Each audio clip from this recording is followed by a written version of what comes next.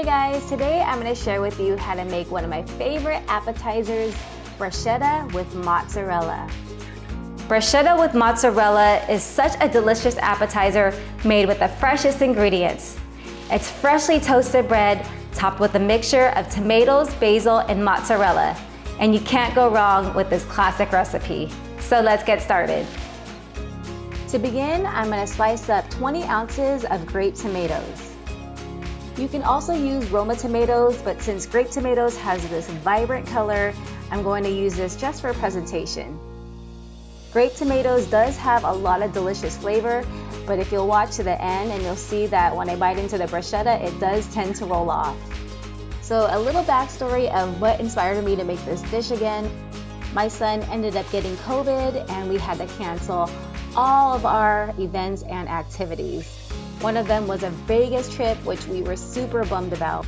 And to lighten up our moods, I thought about my favorite movie called Julie and Julia. And there's a scene where Julie just has this horrible day. And what does she do when she gets home to lighten her mood?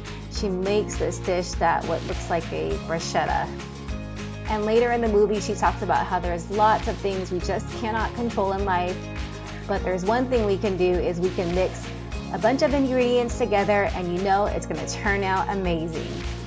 So here I am watching my family dropping like flies one by one with COVID while making bruschetta. Here I have an 8-ounce container of bocconcini, which are basically these small little mozzarella balls. You can also use one large ball of fresh mozzarella, which might be easier to find.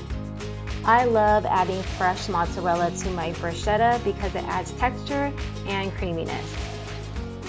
So after my hubby and sons all recovered from COVID, which took about 2 weeks total, I was so excited for us to just get back out there as a family. I started making plans again, but guess what? I woke up with a fever and COVID got to me. Yes, being sick sucked, but honestly, starting the countdown of quarantining all over again sucked even more. And just as I was starting to feel well again, the worst thing happened. I lost my sense of taste and smell. And I know for some people it's not that bad, but for me as a home cook, it's like the worst. And honestly, I started feeling a little depressed. I know it's not the worst thing in the world, but honestly, to cook, I kind of have to taste, right? So I just did all I know I can do. Count my blessings and know that this too shall pass. Next, I am mincing up 2 garlic cloves. Here I have a package of fresh basil, and I purchased this one from Trader Joe's. I love it because it comes with a lot and it doesn't wilt as fast as the ones that come potted. So to me, it does last a little longer, and when I do buy it, I always try to think of 2 dishes that uses basil, so nothing goes to waste. If you can't think of any other dishes, you can go ahead and check out my Thai basil beef or Thai basil chicken recipes. Both are so delicious. Also, I am happy to report that my sense of taste and smell did come back a week later, just in time for our all-inclusive trip to Cabo, which made the trip so much sweeter.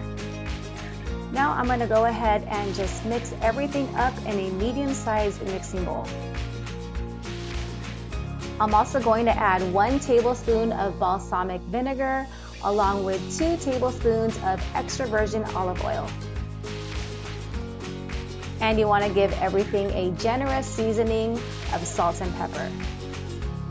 I'm going to go ahead and mix everything until it's well combined, and then I'm going to cover it with some saran wrap and let it sit in the fridge for about 30 minutes. Here I have an Italian loaf, but you can also use a baguette.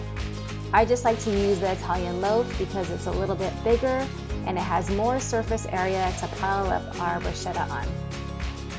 I'm going to go ahead and slice it up into about a 1/2 to 1/4 inch slices. Now I'm going to brush each slice with some extra virgin olive oil.